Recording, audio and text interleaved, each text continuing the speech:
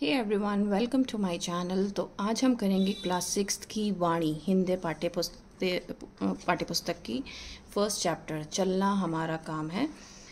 तो इसके व्याख्या मैं आपके सामने करूंगी। सबसे पहले चलना हमारा काम है, इसका मतलब क्या होता है? चलना हमारा काम है। अब चलने का मतलब ये नहीं है कि आप पैदल चल रहे हैं, कि आपको पैदल चलते रहना है, आपको सोना नहीं है, जागते रहना है, चलना है, नहीं। यहाँ पर जो कवि हैं वो ये कहना चाहते हैं कि हमें प्रयास करने चाहिए, निरंतर हमें मेहनत करनी चाहिए, हमें रुकना नहीं चाहिए। तो यहाँ पर चलने का मतलब इससे है, ठीक है। चलना हमारा काम है, गति प्रबल पैरों में भरी। चलना हमारा काम है, हमें निरंतर प्रयास करते रहने चाहिए। हमारे जो गति प्रबल पैरों में भरी मतलब गति मतलब जो तेज़ी है, हमारे जो पैर हैं वो बहुत मज़बूत हैं, क्योंकि यहाँ पर वो चलने के लिए बता रहे हैं तो उन्होंने यहाँ पर पैरों का इस्तेमाल किया, उन्होंने यहाँ पर पैरों का वर्ड यूज़ किया है। जबकि मैंने आपको बताया है कि चलना हमारा काम है का मतलब है कि हमें अपनी ज़िंदगी में निरंतर प्रयास करते रहना चाहिए, मेहनत करती रहनी चाहिए और आगे बढ़ते रहना चाहिए। तो यहाँ पर कवि कह रहे हैं कि गति प्रबल पैरों में भरी, फिर क्यों रहूं दर दर खड़ा। मतलब जब मेरे अंदर इतनी क्षमता मौजूद है कि मैं उस कार्य को कर सकता हूँ, तो मैं क्यों इस चीज़ में देरी लगाऊं, क्यों मैं इंतज़ार करूं, किस चीज़ का इंतज़ार करूं, क्यों मैं खड़ा रहूं, क्यों मैं कोई प्रयास ना करूं। जब आज मेरे सामने है रास्ता इतना पड़ा, जब तक ना मंजिल पा सकूं तब तक मुझे ना विराम है, चलना हमारा काम है। तो कवि का कहना है कि जब मुझे पता है कि मेरे सामने इतनी बड़ी ज़िंदगी पड़ी है, तो उसको मैं सिर्फ बैठकर ऊपर वाले के भरोसे नहीं गुजार सकता कि नहीं ऊपर वाला आएगा मुझे जॉब दिलाएगा। या फिर जैसे कि हम बच्चों की बात करते हैं कि आप पढ़ रहे हो लेकिन आप स्कूल की पढ़ाई ना करके आप अपने वीडियो गेम्स खेल रहे हो, आप अपने नेटफ्लिक्स पे देख रहे हो, लेकिन आप ये सोच रहे हो कि हे भगवान, बस तू ही है मेरा सहारा, बस तू ही मुझे बचा ले और तू ही मुझे पास करा दे।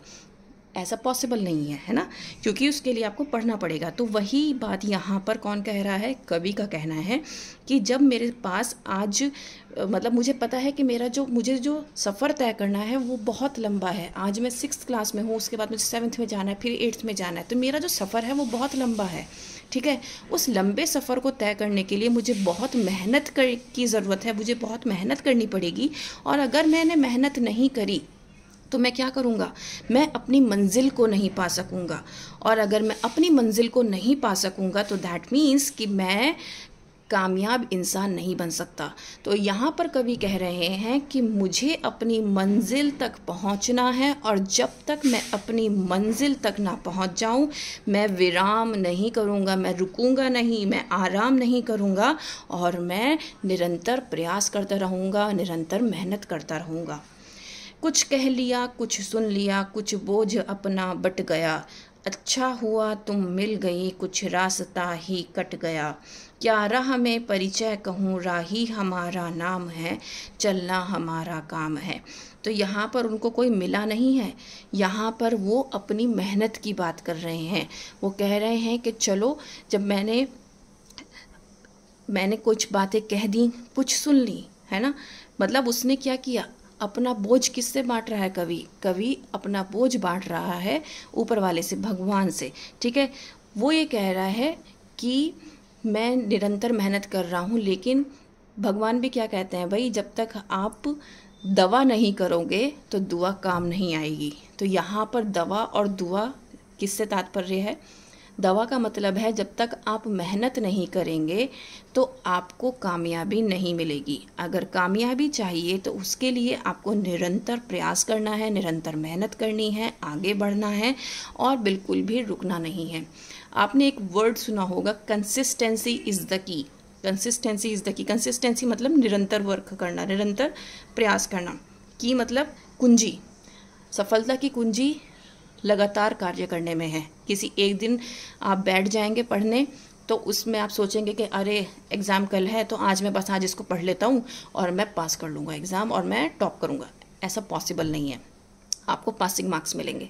क्योंकि हम किसी भी चीज़ को जब हम रीड करते हैं, समझते हैं, तो उसको हमारे कॉन्शियस माइंड में बैठने के लिए, हमारे दिमाग में बैठने के लिए टाइम चाहिए होता है। तो यही बात यहाँ पर कवि कह रहा है कि हमें निरंतर प्रयास करना है, रोज़ाना हमें काम करना है अपने लक्ष्य की प्राप्ति के लिए। तो वो यहाँ पर ये जो बात बोल रहा है ना कि अच्छा हुआ तुम मिल गई, कुछ रास्ता ही कट गया, मतलब उसको थोड़ी, जब वो रेगुलर मेहनत कर रहा है तो उसको सफलता मिलनी स्टार्ट हो गई।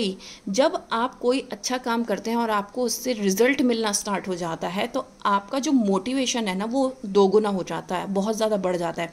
तो आप उसको और ज़्यादा मेहनत के साथ काम करते हो।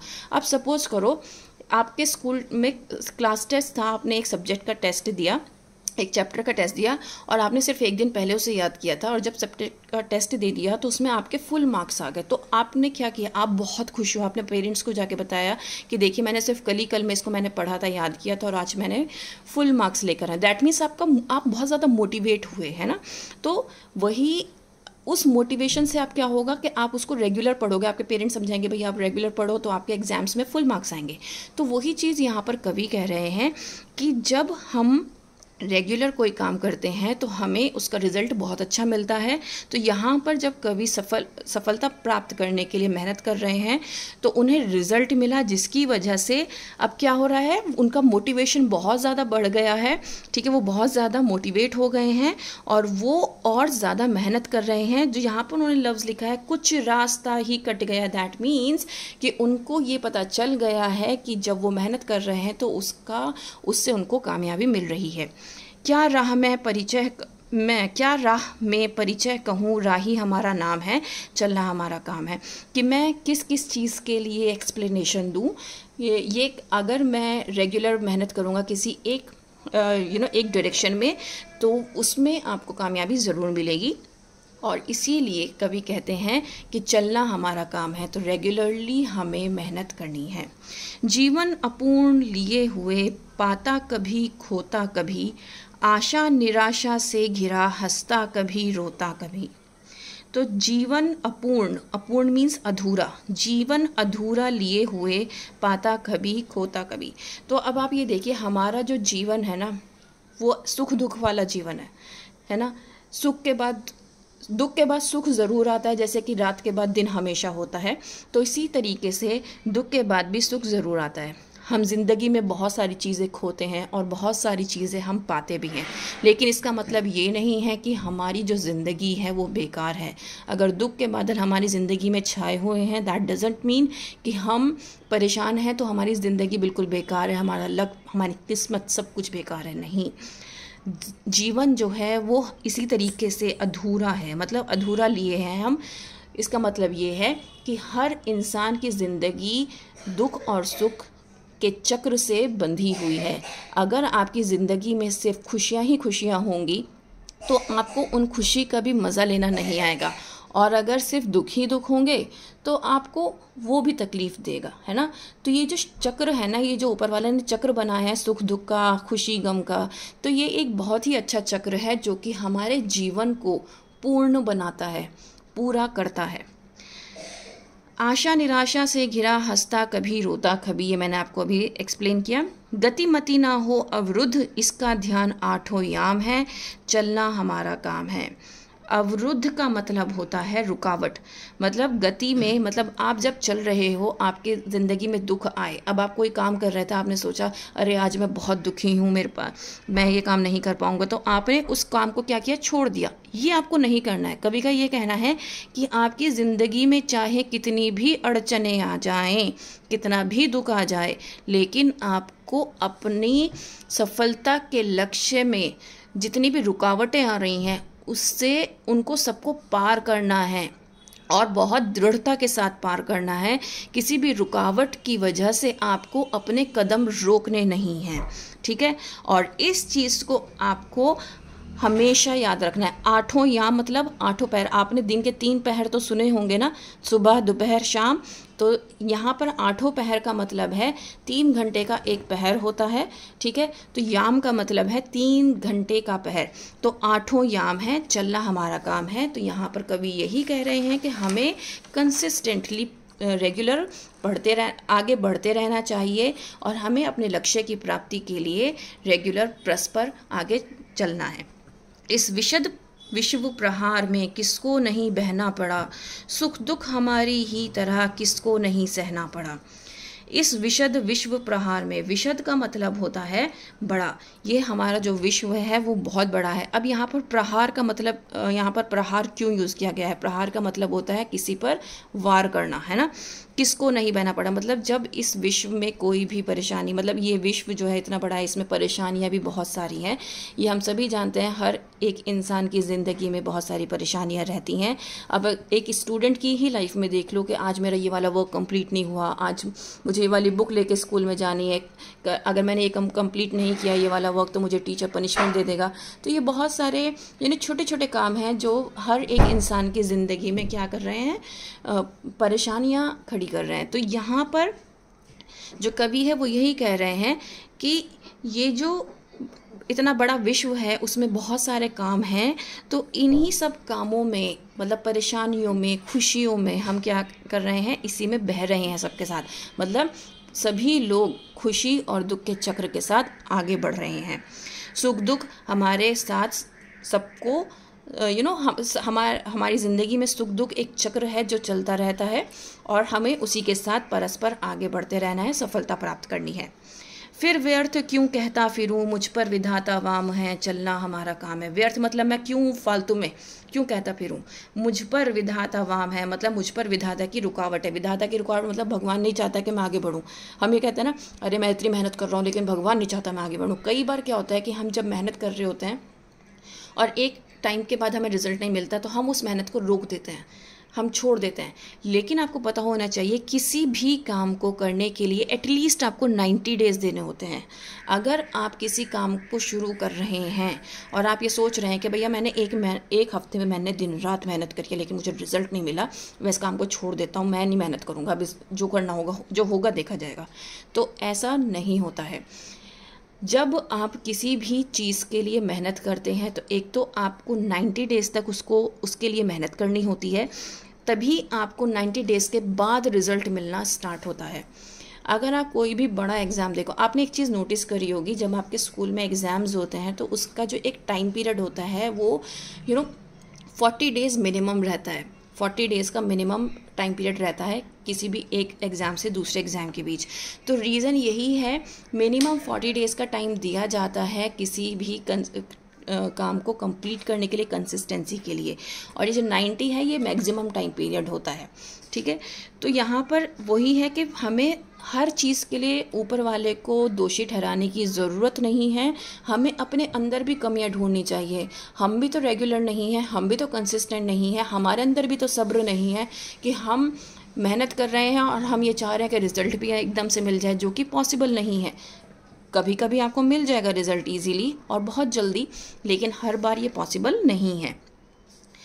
मैं पूर्णता की खोज में दर दर भटकता ही रहा, प्रत्येक पग पर कुछ ना कुछ रोड़ा अटकता ही रहा। मतलब मैं पूर्णता की खोज में, मैं चाहता था कि मैं कंप्लीटली एक परफेक्शन जिसे कहते हैं ना, कंप्लीटली परफेक्ट इंसान बन जाऊं, जो कि पॉसिबल नहीं है क्योंकि ज़िंदगी में कभी भी कोई भी परफेक्ट नहीं होता है। तो पूर्णता की खोज में दर दर भटकता ही रहा कि मैं कंप्लीटली वो हो जाऊं, सफल हो जाऊं। उसके लिए मैं क्या करता रहा, दर दर भटकता रहा। कभी ये वाला चीज़ ट्राई किया, कभी ये वाली अप्लाई करी स्ट्रेटेजी, तो अलग अलग स्ट्रेटेजी अप्लाई करी ताकि मैं 100% रिज़ल्ट पा सकूं। लेकिन क्या था, हर वक्त कोई ना कोई मुसीबत मेरे सामने रही। तो दैट मीन्स ज़िंदगी में कभी भी ऐसा नहीं होता है कि आपका कोई टाइम परफेक्ट होगा किसी भी काम को स्टार्ट करने का। बहुत सारे लोग ऐसे होते हैं, कोई भी जर्नी स्टार्ट करने से पहले सोचते हैं पहले मेरा ये काम हो जाए उसके बाद मैं ये स्टार्ट करूँगा, और वो काम कभी कंप्लीट ही नहीं होता है, वो दिन ऐसा कभी आता ही नहीं है। तो हमें क्या करना है, हमें रेगुलर आगे बढ़ते रहना है। रुकावट हमारी ज़िंदगी में आएंगी, लेकिन उनको पार करते हुए हमें सफलता कैसे हासिल करनी है, यही हमारी ज़िंदगी का लक्ष्य है। निराशा क्यों मुझे, जीवन इसी का नाम है, चलना हमारा काम है। तो हमें निराश होने की ज़रूरत नहीं है क्योंकि जीवन इसी का नाम है। हमें दुख सुख के साथ ही अपने लक्ष्यों को प्राप्त करना है और रेगुलर मेहनत करनी है। साथ में चलते रहे कुछ बीच ही से फिर गए, गति ना जीवन की रुकी, जो गिर गए सो गिर गए। मतलब बहुत सारे लोग आपने देखा होगा कि किसी एक काम के लिए बहुत सारे लोग मेहनत करना स्टार्ट करते हैं। अगर मैं कोई एक एग्ज़ाम का बात लूँ, चलो हम नीट के एग्ज़ाम की बात ले लेते हैं। नीट है या फिर IPS IAS के जितने भी सिविल सर्विसेज के एग्ज़ाम होते हैं, उसमें क्या होता है कि बच्चे बहुत सारे होते हैं जो मेहनत करने बैठते हैं, लेकिन कुछ लोग 1 साल के बाद जब एग्ज़ाम देते हैं और उसमें सफल नहीं हो पाते तो वो बैकआउट कर जाते हैं, वो बिल्कुल बाहर आ जाते हैं कि नहीं, ये मेरे बस का है ही नहीं, मैं कर ही नहीं सकता, मैंने इतनी मेहनत करी उसके बाद भी मेरा रिज़ल्ट अच्छा नहीं आया, मेरा सिलेक्शन नहीं हुआ। तो ये क्या था, कुछ लोग तो क्या कहते हैं कि नहीं नहीं, मैंने इस 1 साल मैंने मेहनत करी, जितनी मेहनत करी मेरा उतना रिजल्ट आया, मैं आगे और मेहनत करूँगा और इस बार मैं अपना सिलेक्शन लेके रहूँगा। तो ये एक क्या है, ये आपकी एक दृढ़ संकल्प है कि आपने एक संकल्प लिया कि नहीं मैं मेहनत करूँगा और आगे बढ़ूँगा। तो ये क्या हुआ, ये आप आगे बढ़ने के लिए निरंतर प्रयास कर रहे हैं, आगे बढ़ रहे हैं और सफलता के लिए मेहनत कर रहे हैं। लेकिन कुछ लोग क्या हुए, कुछ लोग पीछे ही रह गए, फिर गए, मतलब वो वहीं रुक गए और उन्होंने अपना रास्ता बदल लिया, वो लौट गए अपने पुराने ही रास्ते पर। उसी की सफलता अभिराम है, चलना हमारा काम है। मतलब जो बिना रुके आगे निरंतर बढ़ता रहेगा वो ही सफल हो पाएगा।